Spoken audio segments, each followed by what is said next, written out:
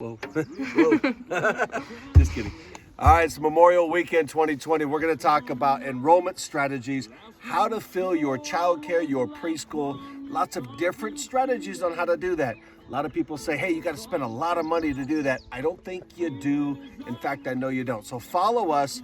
We're going to jump in. We're going to jump into the home office, but right now we're enjoying the beautiful Gunnison River. We're about ready to slide into the Colorado River. We're drifting today on our riverboat. Have some fun. We're going to talk enrollment strategies today.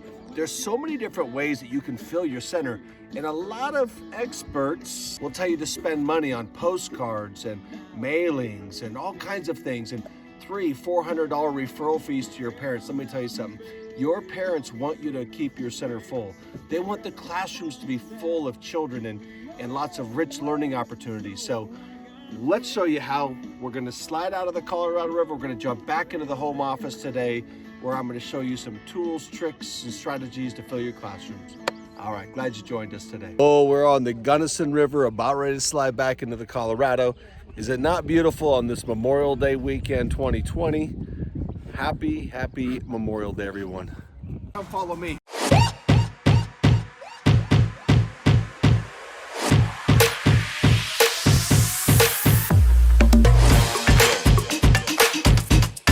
Then this is the challenge for you. There you go. It's pretty cool, huh? Good morning, everybody. The river was beautiful yesterday. I hope everybody had a wonderful Memorial weekend and safe as well.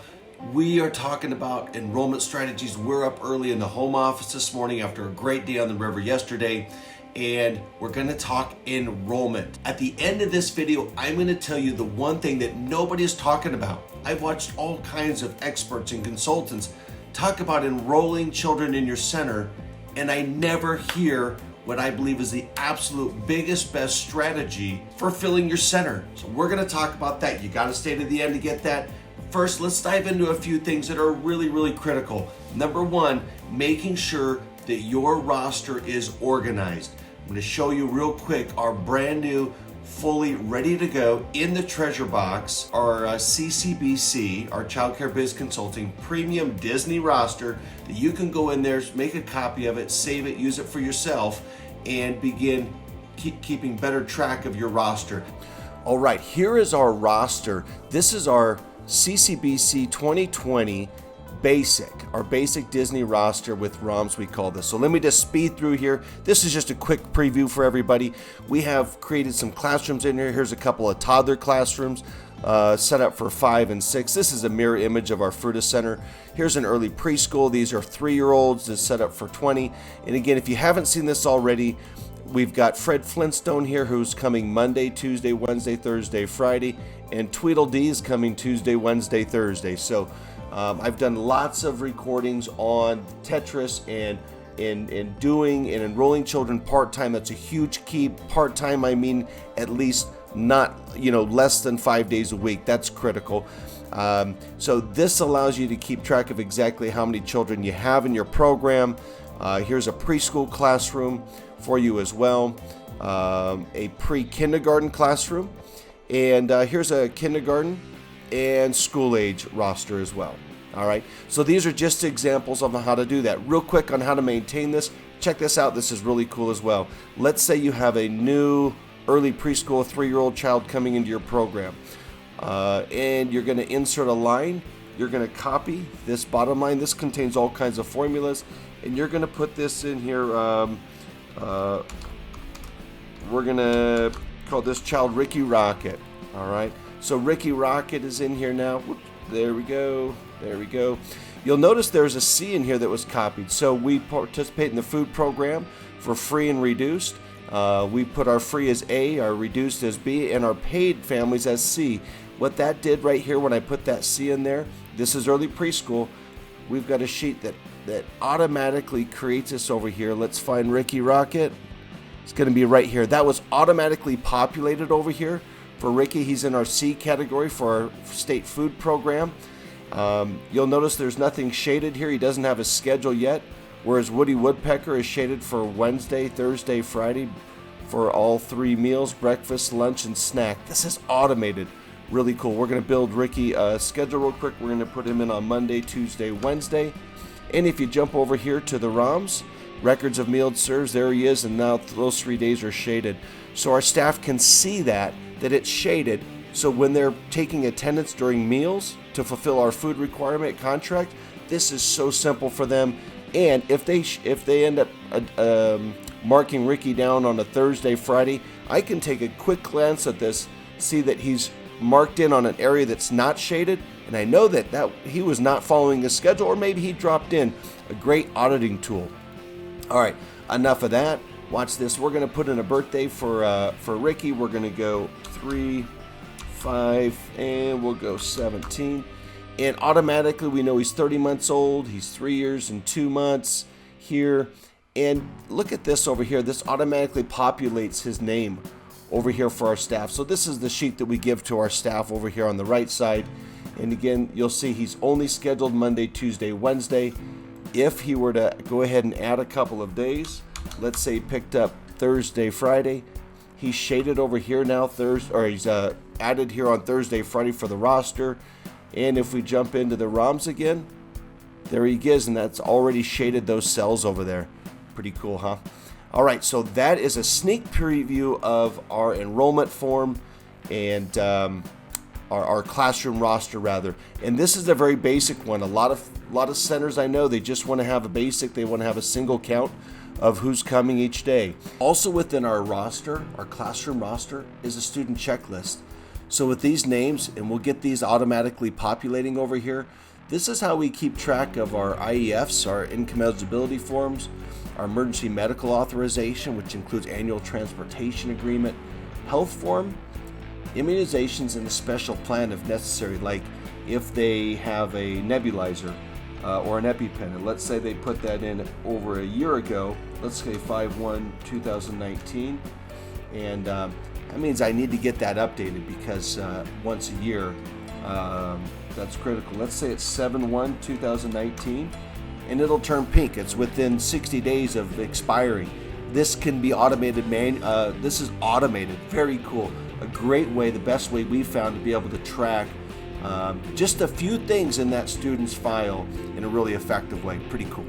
Then we're going to jump in on the waiting list, making sure that you have got a great waiting list, because if you're using a spiral binder like this, you've got to get rid of that. Those times are done. You've got to be able to, when you have an opening on a Wednesday, Thursday, Friday, you've got to be able to go right to where that is, make it simple for you to find that person's information, make a phone call, send them an email, and get that spot filled quickly. So we're going to touch on the waiting list. That's also ready for you to go. And these rosters and waiting lists, these are tools that I want you to try, use, and give us feedback so we can continue to improve those tools for you, for your center. So part of enrollment, one of the biggest things is keeping organized. So real quick, let's jump right into the roster and the waiting list, give you a quick preview. Here we go.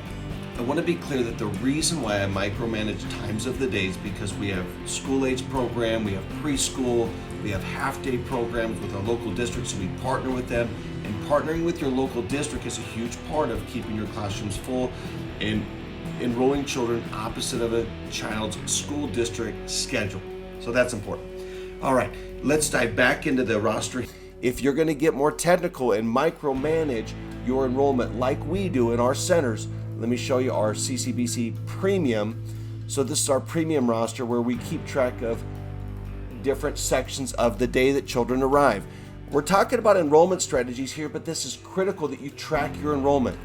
Let me show you a few things here. So let's stick with our preschool pre-K classroom here. And so here we've got the same thing. We've got Monday, Tuesday, Wednesday, Thursday, Friday. You can see the shaded colors.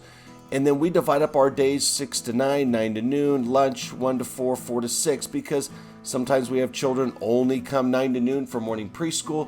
Other times they're coming back from maybe a district preschool or morning kindergarten. They come from lunch in the afternoon. Here we can put school agers on the beginning and end of the day, so critical. We have keys up here, so we know that Robin is dropping days on Monday and Friday, and notes over here for our staff. So it's a great way to communicate for our staff. When we send them this sheet here, they can see not only the children's name, but they can also see that they're dropping Monday, Friday, starting the week of April 20th. When we get to the composite of all of our classrooms, so here we're looking at our this is tab's currently copy of center totals. So here I can see all totals of children in all of our classrooms, early preschool down to toddlers. And so if this is a center set for 75, I can see that I've got 61 children scheduled Monday between 9 and 12 for that kind of that peak period of the day. I've got 60 children scheduled for lunch and so on and so forth. This allows me to track the capacity, the total, and the available capacity here as well. If this center was completely full, you'd see these numbers. And if it was full Monday through Friday,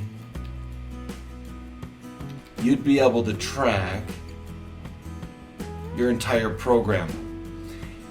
And this allows you to know exactly where you're at when it comes to capacity, so you know what your center is looking like and what it feels like. Now, let me show you a couple other really cool features. Let me undo what I've just done.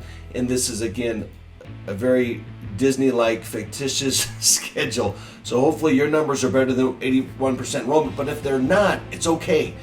Jump on our wait list and utilize that to really help organize potential parents that are coming in. All right, let's stick with this capacity and revenue sheet here. So again, keeping track of your capacity is important. Let's jump back over to one of our guys. So here's Tigger. Tigger comes Monday and Wednesday. We understand the C and the ROMs. Over here, we're keeping track of whether they're self-pay or CCAP. All right, so Tigger has a Y, so he's self-pay. And what this allows me to do is keep track here. It says self-pay, 84% of my kids are self-pay, and only 16% are CCAP. So if you're on the state food program, you probably have to keep a minimum of either low-income families, whether they're CCAP or if they're free and reduced, and this tracks this for us. So here you know you have 17 CCAP, and that's going to be tracked right here in this category. And when you enroll, all you need to do is be able to put down their IEF, their income eligibility form for your state federal food program, as well as whether they're CCAP or whether on child care assistance or self-pay. So these are great strategies here to keep track of those numbers here as well. When on your ROMs here, let's say that, and I'm getting a little bit technical here, but let's say that Tigger's family lost their job and now they're in the free category. So I change that to free and jump over here to your program, and he just jumped all the way up here to this category in the ROMs. Totally automated. Again, now let's say that they got their job back a year later, they fill out a new form, there's C, and jump back here. Whoop, he's gone up here, and there he is. Jump back down here to I know, it's pretty neat, right? Let me show you one last thing on this form here. This is revenue, and this will allow you to keep track and help you create a little bit of a budget on what your projected gross revenue could be. This is based on your rates, so you can plug your rates in here, and our rates for a 2-year-old is $40 and $44 for a 1-year-old, so I've got that adjusted in there. And your CCAP rates are going to be different. Your child care rates from your local county likely. So let's say that it's 32 here and 36 there. And this is going to help project for me based on my current enrollment, based on percentages of, this is where this is really important, based on my percentages of self-pay versus CCAP. It's calculating in those rates, and it's going to tell me that weekly my estimated revenue is $10,824.30.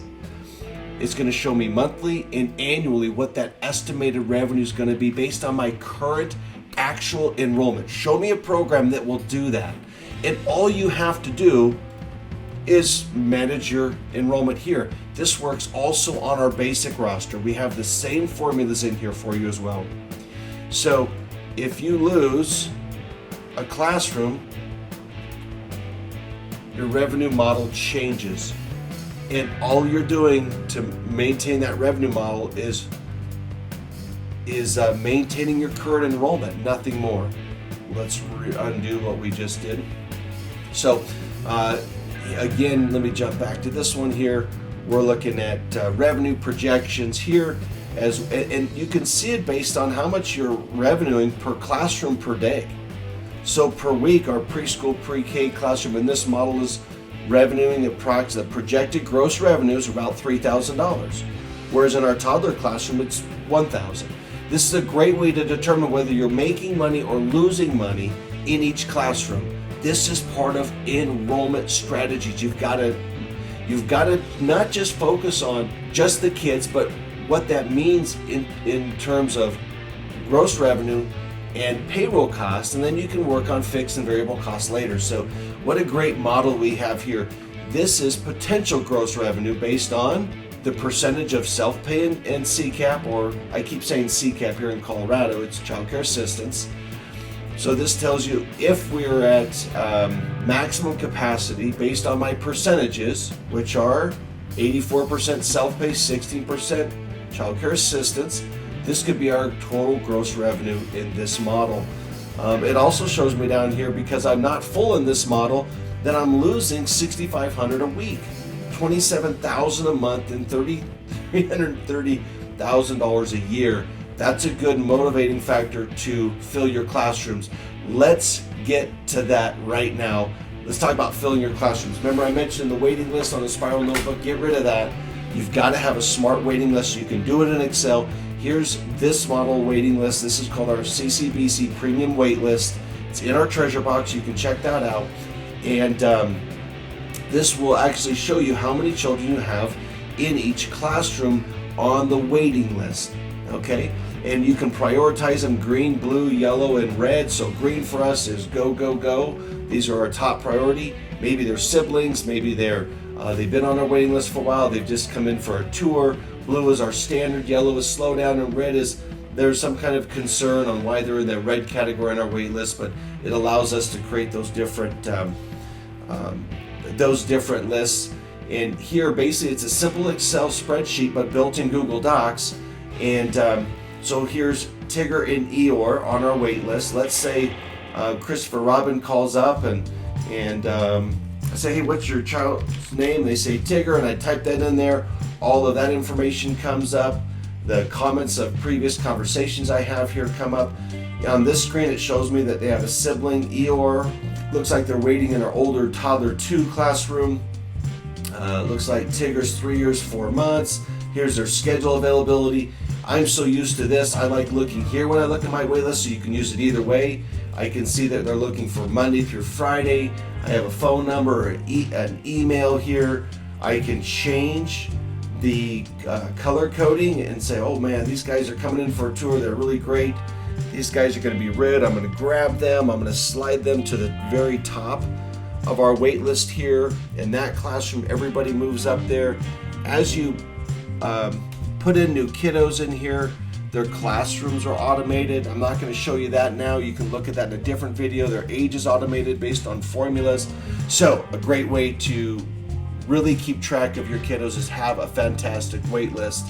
So to get your center dialed in on these good programs, you've got to be able to have good enrollment strategies. So let me talk about a few.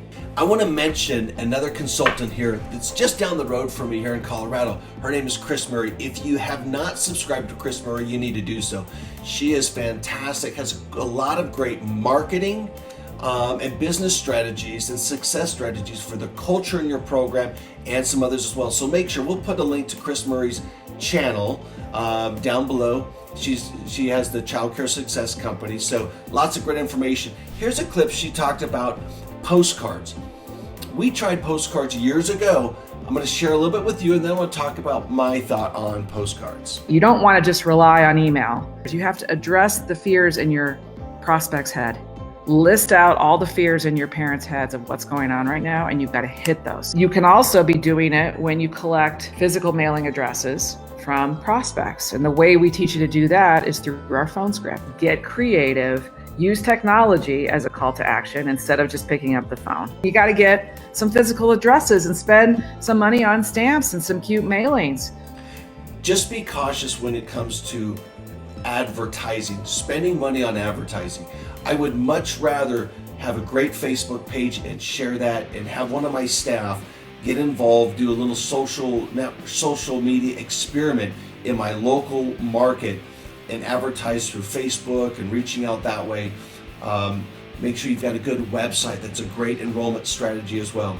There's a secret weapon. I want to talk about that right now. So here's the secret sauce. The secret sauce for enrollment is running a great program. You don't have to spend it on postcards. You don't even have to spend it on referral fees, on IT and fancy websites. It's running a great program. You're like, well, we do run a good program, but we struggle. Here's the things to make sure you don't struggle on. Don't struggle on communicating with your parents. Make sure you've got great communication. And that's from billing strategies and working with them on that, making the occasional exception to help them out maybe with hardship. Make sure that you don't struggle on staff communication with your families. Require your staff to make a phone call if a child is injured or bumps themselves throughout the day. Not for every little bump and scratch, right? But anything that might leave a bump, might be a scratch, make sure you're making that phone call. If their child is bitten, make sure you make that phone call. Give them that, hey, I just want to touch base with you. Just want to let you know so you're not surprised when you show up. Little Johnny was bitten, but it didn't break the skin. He's doing great. Thank you, thank you, thank you, they're going to tell you.